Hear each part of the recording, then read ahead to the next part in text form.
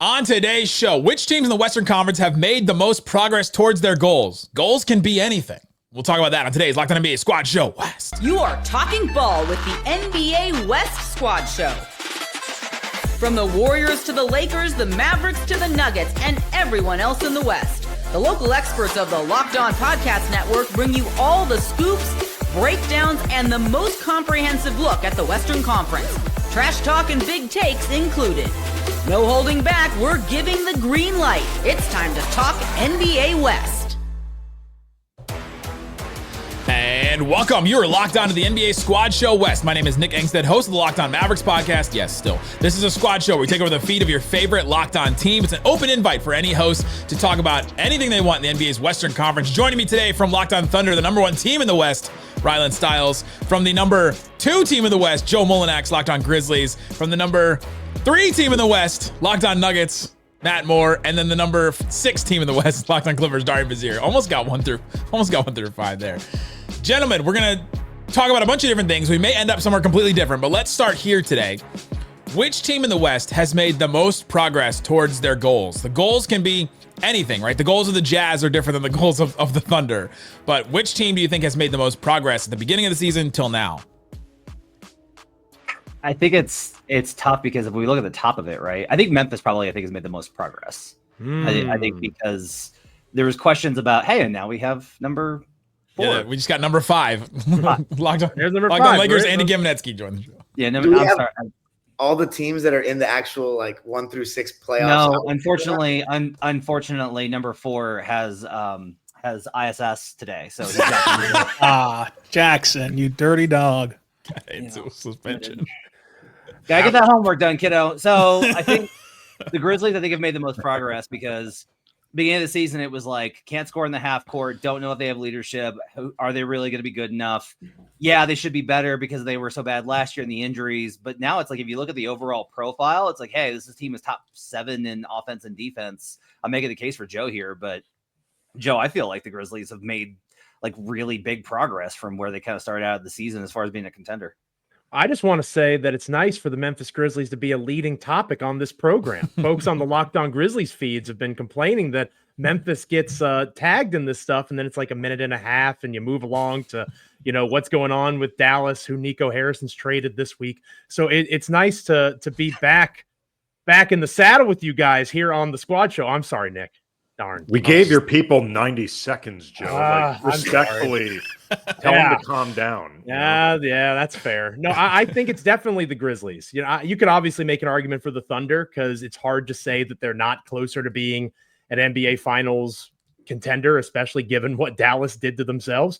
So I think OKC is very clearly the class of the conference. Of course, Denver kind of creeping back up in there, sneaking up on Memphis as the 2 seed. But when you look at where the Grizzlies were compared to where they are now, DeMichael and I over at Locked On Grizzlies, we've said all along this team is going to pop back up, and they've done exactly just that. What that means when it comes to the postseason, of course, that's where the next step is for the franchise. But it's good to have them back in this mix. They're closer now than they were last year, if that is the criteria. Dallas, I do not think has made good progress. Yeah, okay. No, Dallas has gone in the opposite.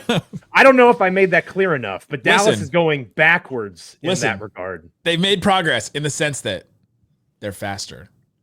They're more in shape. They are more... They are closer to having a casino connected to their arena in some way. Closer to gambling in Texas. We're closer to a lot of different things.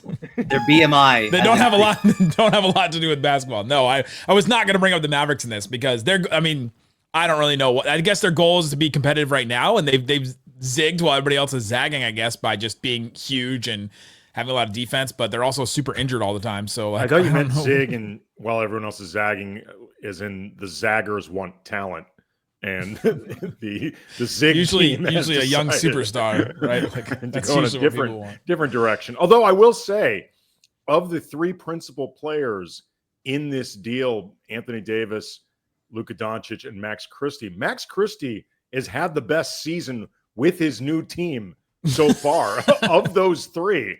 So I do think we have to acknowledge it's a small sample size, but so far, Dallas Mavericks have won this trade. Wow. Wow. Okay, I've we admitted can't do this for another show. I have admitted that if Max Christie turns into SGA, I will call Nico Harrison a I'm genius. just saying it's a very small sample size. Yeah, we have to take this back. We're not talking about this trade anymore. I didn't bring We're it not talking up. about this trade anymore. Every Wednesday just needs to be Nick and Andy talking about this trade, Yeah. and it will be Show better me numbers the than lie. this show. That's all I'm Yeah, saying. Show me the lie. Okay, going back. Let's bring the Thunder back into this. Like that would be I want to hear from Rylan about that. Like, how do you feel about being closer to the goal?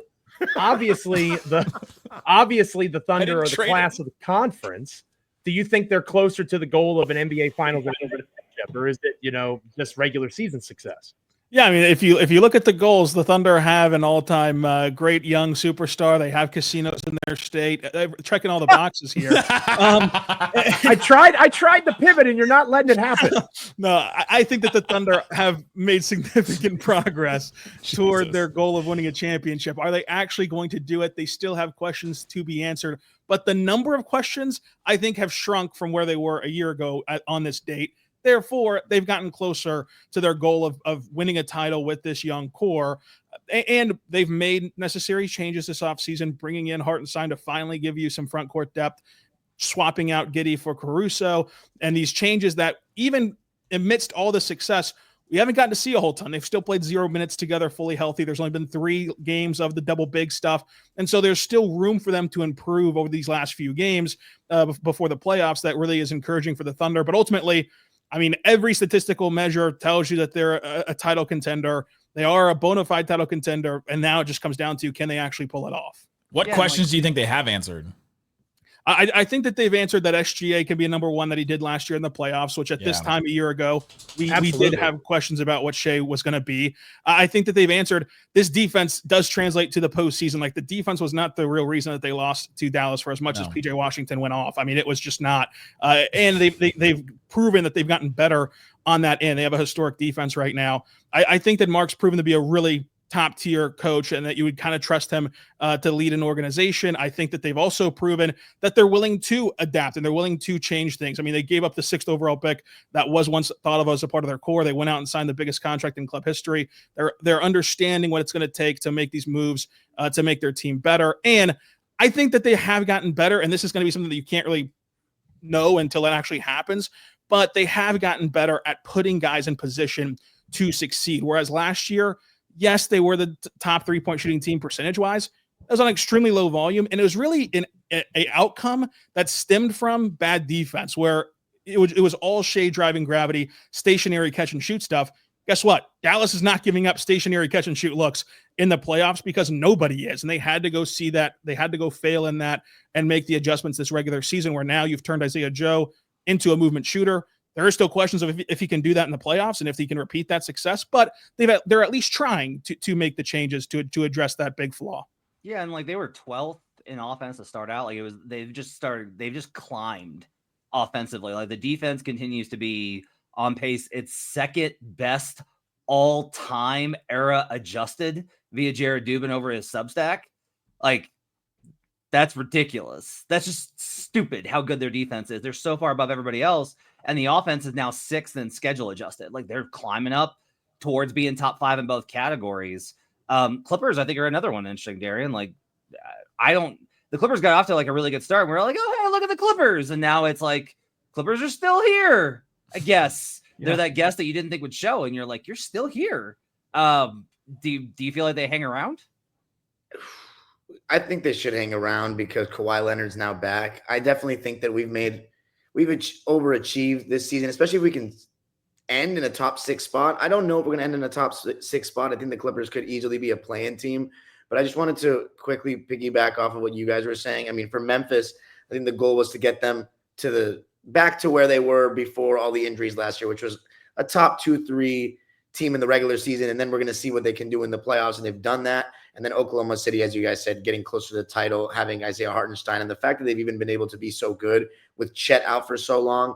I think with the Clippers, though, yeah, I mean, Norman Powell's had a great season. We've heard his name a lot in terms of the all-star chatter and who didn't make it. Ratings would have been higher. Yeah, it's with Norman Powell instead of LeBron for sure. But James Harden has had a really solid season in terms of raising the floor as he so often does and creating good shots. And then Zubac has had an awesome season, and the team definitely hit on some good role players in the offseason with Derek Jones Jr. and Chris Dunn. So we've definitely overachieved. But the team that we're not talking about that would have been my answer for who's made the most progress is the Houston Rockets, because their goals were to let's see if they can get in the play-in this year, maybe get a playoff spot if it all works out. I know they're dipping. They were second seed for so long, but I'd be a little surprised if they didn't make the top 6 playoff spots outright. It's kind of shaky, but I think even if they make the play-in, that's still a successful season for them. If they get into a playoff series, you're taking the spot of somebody like either Sacramento, Golden State, or somebody that had higher expectations than them coming into this season. So for me, I think despite their dip, the Houston Rockets would probably be my answer.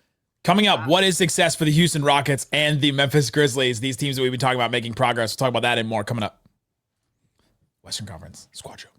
Today's episode is brought to you by TurboTax. This is a message from our sponsor, Intuit TurboTax. Taxes used to be waiting, wondering, worrying what you're going to get and how much money you were going to get back, if any. Then it was waiting, wondering, and worrying some more. Now taxes is matching with a TurboTax expert who can do your taxes as soon as today. An expert who gives your taxes their undivided attention as they work on your return while you get real-time updates on their progress. So you can focus on your day, focus on anything else, focus on trying to not think about your team trading a generational superstar every day. That's what we do. An expert can help you with every single thing with your taxes, get you every deduction possible, and file every form, every investment with everything, 100% accuracy, so you can get the most money back guaranteed. No waiting, wondering, no worries. Now this is taxes. Get an expert now on TurboTax.com. Only available with TurboTax Live full service. Real-time updates only in iOS mobile app. See guaranteed details at TurboTax.com/guarantees. Thanks for hanging out with us on the Locked On NBA Squad Show West. We've got a show that covers your team every single day from these great hosts all the time, covering every single team in the West. Check the link in the description to find your team. Darian started talking about the Houston Rockets and how they have been a team that has actually gotten closer to their goals. What is success for the Houston Rockets going forward?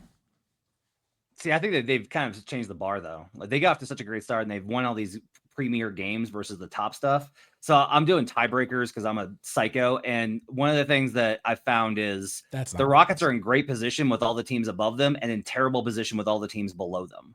So there's like a really good chance that that this slide continues, that they're actually going to dip down. And this is one of the problems is when you set the bar, when you're this great team in December and January, but you're punching a little bit above your weight, which I think that they did. If you slide, it winds up feeling a little bit like they should be really excited by Darian's point. Like it should be like, hey, made the play-in tournament. Like, hey, made the playoffs. That's great. But after you were the 2 seed and it looks like, hey, could the Rockets win the Western Conference?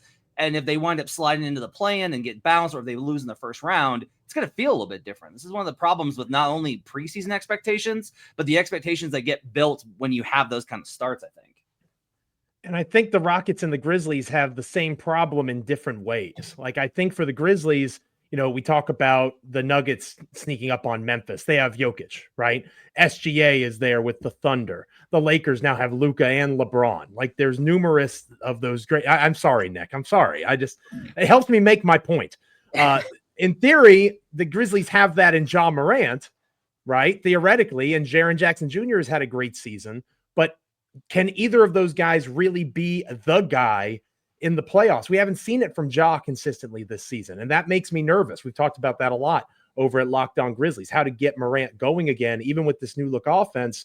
There's questions about the Grizzlies. And then with Houston, it's the same thing. Houston has numerous veteran pieces. They really are in a spot where their profile suggests that they should be able to compete a little bit, even with their younger core. But how does Houston get to that place? You don't know until you see it. So I think with both of those teams, it's so much wait and see that it's really hard to project. And again, they get there in different ways. Can Ja get back to what they need him to be in Memphis? And can Houston find who that guy is when that moment comes? That's exactly what I was going to say, like kind of piggybacking on to Joe's point and Matt's point earlier. Like, I understand what Matt means about being a 2 seed and falling and some of that excitement going away with it. But at the same time, there was probably a degree of punching above your weight. And then eventually you're going to come down to who you actually are, and who the Rockets actually are is still a good team. But as long as they end up getting into the playoffs And then they start getting clarity between their young stars about who really are the guys we can prioritize. And it feels like that clarity is real. That to me is the big picture success for Houston this coming season, is figuring that stuff out. Because then they know in the offseason, who can we look to add? Who can we look to move? Like, what really is the direction of this team and how we want to build it? Like, not to take this back to Luka and Nick's misery again, but like the arrival of Luka I actually asked Rob Pelinka about this during the press conference. It gave the Lakers a roadmap for the future that they did not. Look, this. Sorry, that's Nick, what happens when you have a generational talent fall into your lap. They very clearly didn't know what to do before. Like before this thing became real, they didn't know what to do because I think were having doubts about both the validity of the LeBron and AD pairing at this point, but also like how much longer is it going to last? Like what should we commit to it? And if you don't commit enough, then at that point you're potentially wasting Anthony Davis's prime, or at least not maximizing it the way you would look to. So just clarity is so important for general managers as they look to create, not just for the season they're in, but the season moving forward. I think that's the big goal for Houston, is just figuring out these questions. The league's bailout of the Lakers continues. I should answer for the Nuggets. I mean, become important, Matt, and maybe they'll do it for your team. I think the Nuggets, mine is pretty simple, is the Nuggets at the beginning of the season were a team that lost to Washington, and they are now no longer a team that would lose to Washington. That's it. Like that's progress that they've made. Yeah, it's good. Like they beat the teams that they should now. Nuggets fans are very excited about the 8 game-winning streak. I get it. Should be excited. If you're a fan, you should be excited about winning streaks. But like as an analyst, it's bad competition and teams that were good teams missing key components. So this next stretch for Denver, they're facing the really good teams. We'll see if they can get there. But this was always kind of the plan with Denver's entire offseason. The goal was be a better team by the end of the season than you are at the start. And they've accomplished that. Like Russ has fit in. They've gotten that to work. Christian Brown's been great. Jokic I have no more words left for the man. So they're in position where they were never going to be the team looking down, the hunted. Like they were not going to be the top of it. That was never going to happen. And that wasn't just because of how good everyone knew OKC was going to be, but it just because Denver was not going to be that good, but they're dangerous and they can make a run. And so they've pretty much accomplished their goals this season. They got better. They fit in the new guys. They've gotten through the season, knock on wood, mostly healthy so far. They've accomplished what they needed to in terms of progress. No, I fully agree with that. With the Rockets, it kind of depends on how much of the Kool-Aid you were drinking, though. Like as a fan, if you're a Houston Rockets fan and you were actually believing that they could win series, I mean, that's on you, in my opinion. As far as the players, I think they're just young. They don't have experience in their best players. Alperen Şengün. I don't know if in the first year they make the playoffs, led by Alperen Şengün or whoever it may be, they're gonna beat one of these teams with a true superstar on it or more playoff experience than them. But as far as the players, I don't know what they're thinking. They might, because it's a valid point what Matt said about being the second seed and then dipping down. It feels like you ended the season on a down. But I think getting into the playoffs, if they compete, they should be able to, even though they're all competitive guys, walk away from that and feel like they've made some real progress in getting the Rockets back to being competitive going forward. Can any of the teams in the play-in feel good about their progress by the end of this year? Can the Warriors getting Jimmy Butler? Like that's progress to them. They at least got more talent. Just them. Because you look at the Warriors. Serious. Yeah, and like the Warriors, I get it. Like it's Jimmy Butler, and he's older, and maybe you don't feel comfortable with the price tag. But for what the Warriors could have realistically accomplished, Jimmy Butler is the best option out there. Like Steve Kerr was outwardly saying that they needed to do something, so you can only imagine what they were saying privately. And that's something, like the best something that they could do was Jimmy Butler. And yes, he's locked in on a big contract, but like it takes them through this window where they're going to have to reset anyways. And he's a known playoff riser. He's a guy who's able to put out these epic performances, and alongside Steph Curry, like they could realistically pull off something. It's an interesting question for the Timberwolves because honestly, I don't think this is a season they were looking to make progress to begin with. Like in terms of the moves that they made. And look, maybe it ends up working out and that would be great. But this was, I think everybody recognized a very potential take a step backward to create more financial flexibility or just money moving forward. I mean, I guess they made progress in the sense that they hopefully got better owners, but this wasn't the year for the Timberwolves to build on what they did last year. They didn't set themselves up to do it. Here's what's weird is when I look at the board, the Wolves are the one team I keep coming back to being like, they're better than their record in a lot of the key areas. And the playoff map could go their way. Like they're one team I'm really interested in right now because I expected to look under the hood and be like, well, this is a mess. And instead, like it's gotten better. Like they're in a pretty good position here. And to your point, Matt, like if the Wolves are willing to like strategize for each individual series, for example, like against the Thunder, playing Naz Reid more and playing Rudy less, playing Julius Randle a lot less, if they're willing to do that and take away, the reputation of those guys, they can create matchup problems even against the Thunder at the very top of the West, where as long as like you trust Finch to manipulate the rotation each passing series, they could really have the bracket, like you said, break right for them. Imagine if we get another Minnesota-Memphis rematch after the Timberwolves have made it to the conference finals before the Grizzlies now, even though a couple of years ago the Grizzlies were the 2 seed and Minnesota was 7.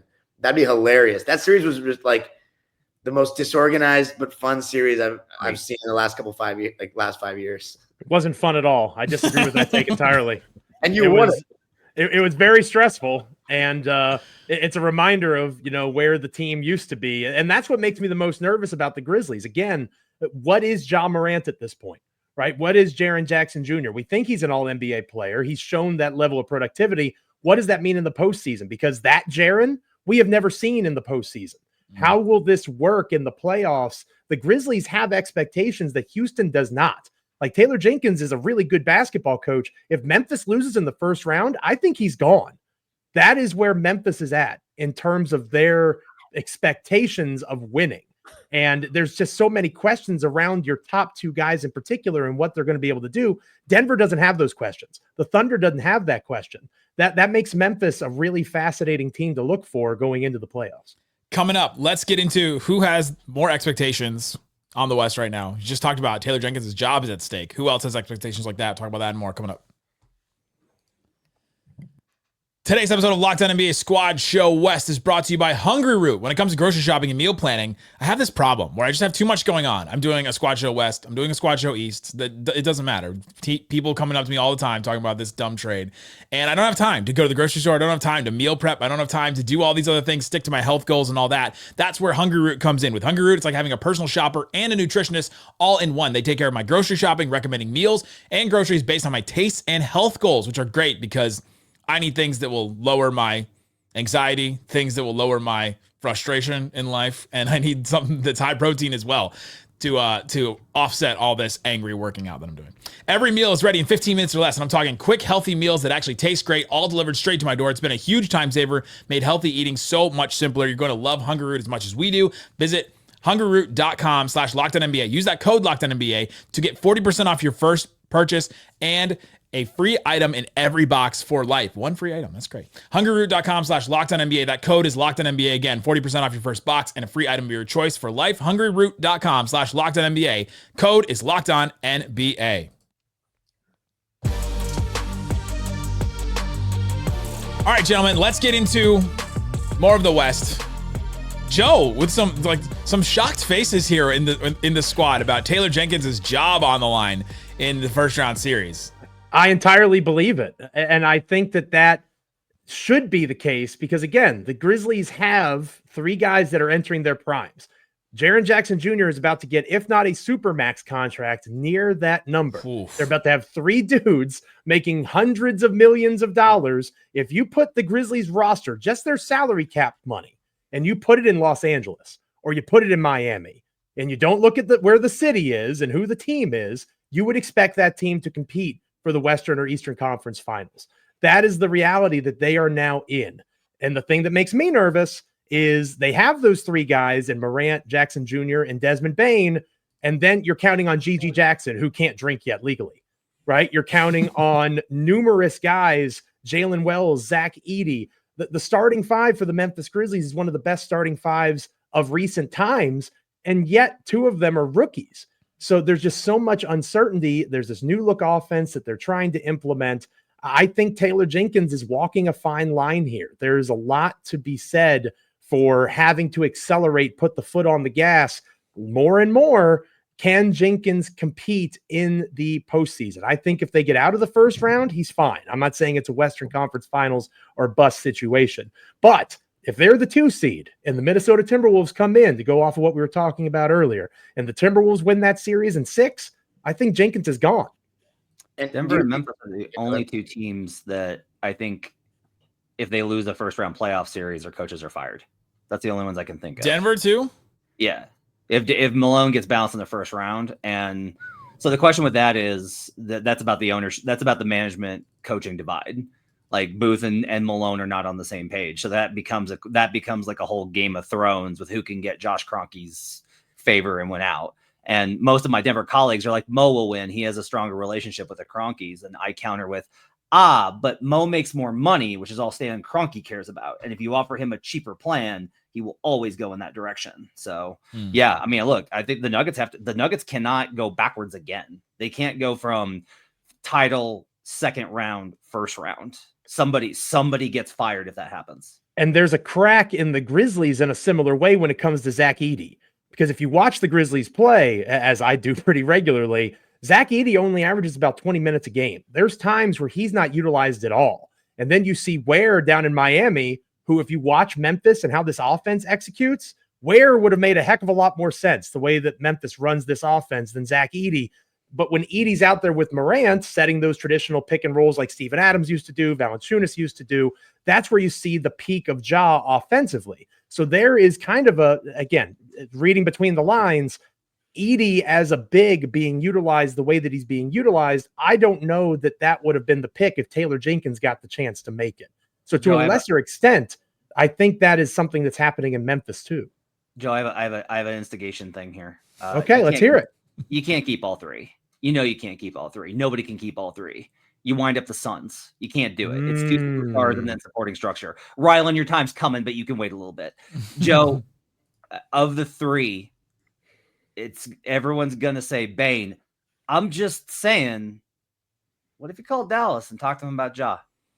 I would, first off, I would say that if there is a team that is in a position to survive a little bit longer, because you have Gigi Jackson and Vince Williams Jr. and all of these guys on these multi-year deals where they're only making $1.82 million, Memphis has a little bit of wiggle room.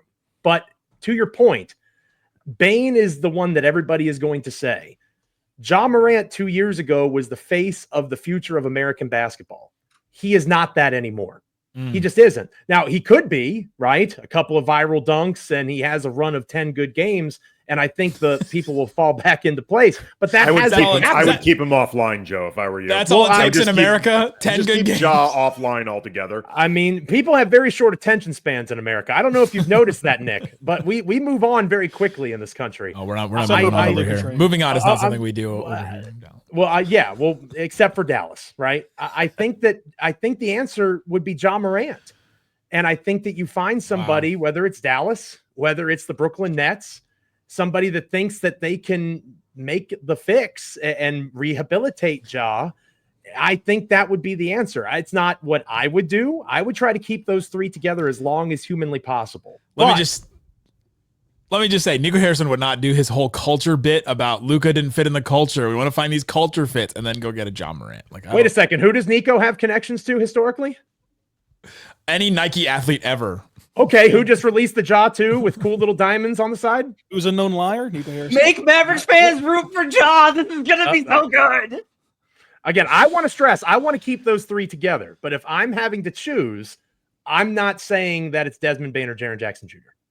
Well, Matt, do you think that they could, unlike the Suns, who are kind of 3 players that do a lot of the same things, do you think that Ja, Desmond Bane, and Jaren Jackson, even if they don't have a great supporting cast around them, could be a little bit closer to, conference finals team?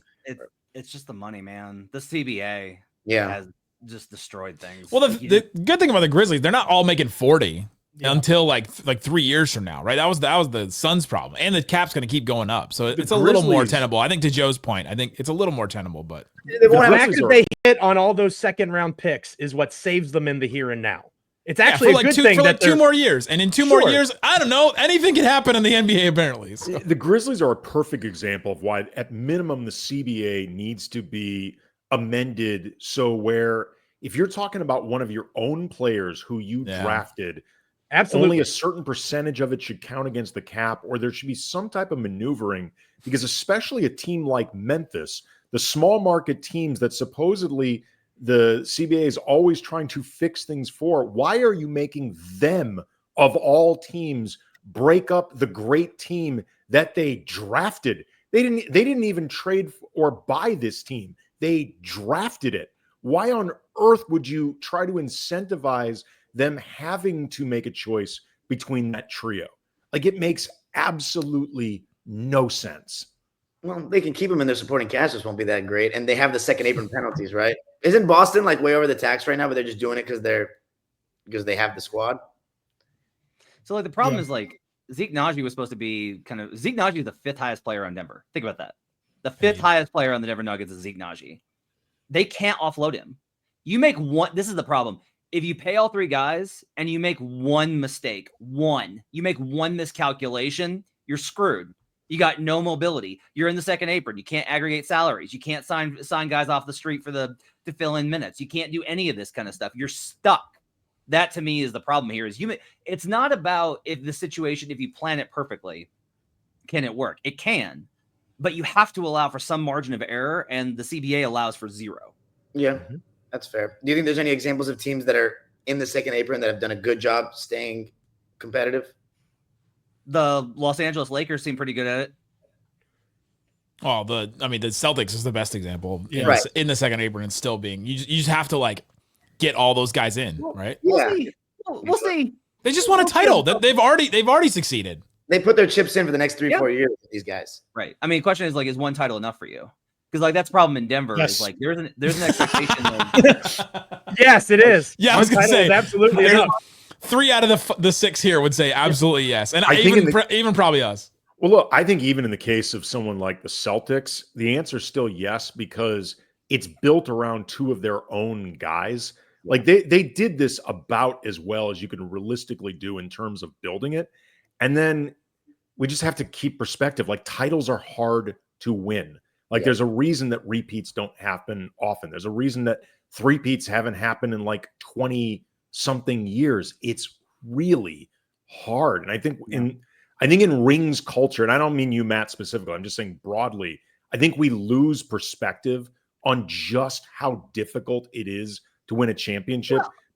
Because rings become the only thing that matter, and therefore in weird ways they become seen as like the ultimate prize and too easy to win.